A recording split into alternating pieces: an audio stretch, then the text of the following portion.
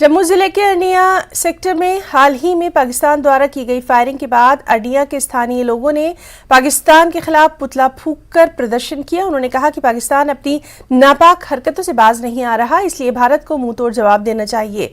पाकिस्तान पहले भी संघर्ष विराम का उल्लंघन करता रहा है, लेकिन भारत की सुरक्षा एजेंसियों द्वारा उन्हें जवाब दिया जाता रहा है। हालांकि लंबे समय से सीमा पर हालत सामान्य है।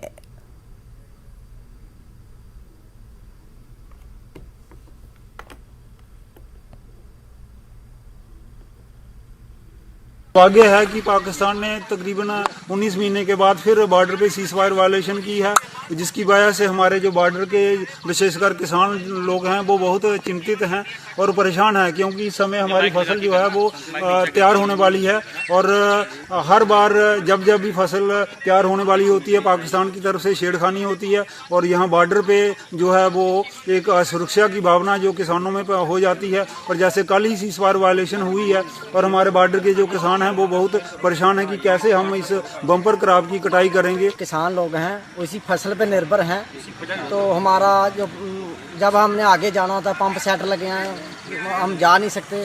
जब कल की जो वारदात हुई है उसको देखते हुए हमारे जो भी किसान हैं परेशान हैं। हम यही कह रहे हैं कि 19 महीनों के बाद जो वायलेशन हुई है हम इसका कड़ा विरोध करते हैं और पाकिस्तान को यही चेतावनी देना चाहते हैं।